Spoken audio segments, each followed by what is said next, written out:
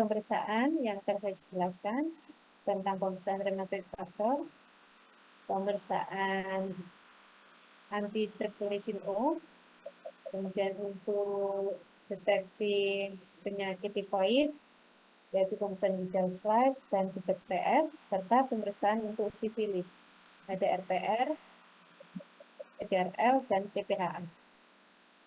Kita mulai dulu dengan RF ya, atau rheumatoid factor.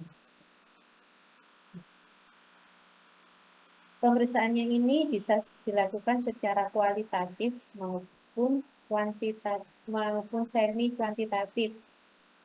Tapi yang akan kita lakukan selama praktikum yaitu yang kualitatif, baik itu yang ASO, PDRL, RPR maupun TPHA, semuanya yang kualitatif.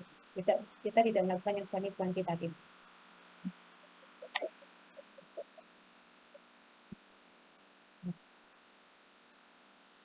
Tujuan dari pemeriksaan faktor rheumatoid ini adalah untuk mendeteksi adanya faktor rheumatoid. Apa faktor rheumatoid itu? RF atau faktor rheumatoid adalah antibodi terhadap imunoglobulin manusia. Jadi imunoglobulin manusia kan ada Fc-nya sama FAB, teman-teman masih ingat ya teman-teman imunologi. Jadi RF ini merupakan antibodi terhadap antibodi manusia.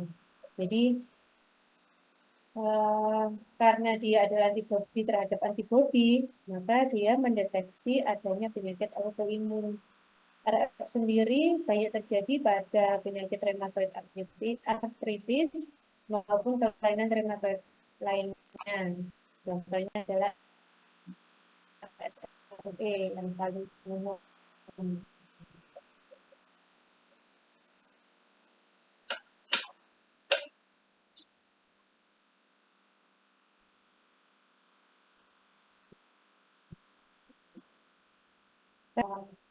Fc dari imunoglobulin, maka reagen yang diperlukan adalah suatu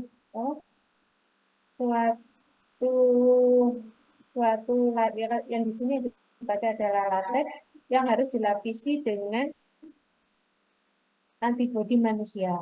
Harapannya ketika reagen ini dicampur dengan serum yang mengandung FR atau faktor rheumatoid akan terjadi aglutinasi.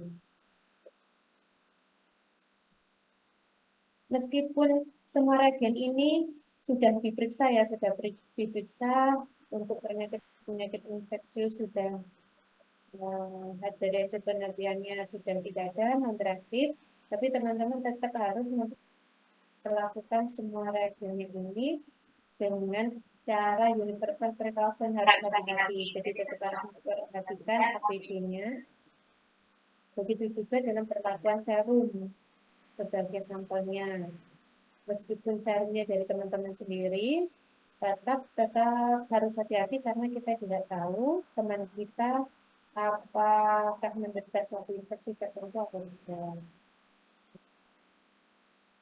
Reagen disimpan di dalam suhu lemari es. Ketika akan dipakai untuk melakukan pemeriksaan, maka harus dibiarkan di suhu ruang sampai mencapai suhu ruang. Reagen tidak boleh dibutuhkan, juga harus dicek juga untuk masa kadaluarsa. Penyimpanannya harus dalam posisi tegak atau vertikal. Selain itu harus dimungkinkan dulu sebelum digunakan untuk pemeriksaan.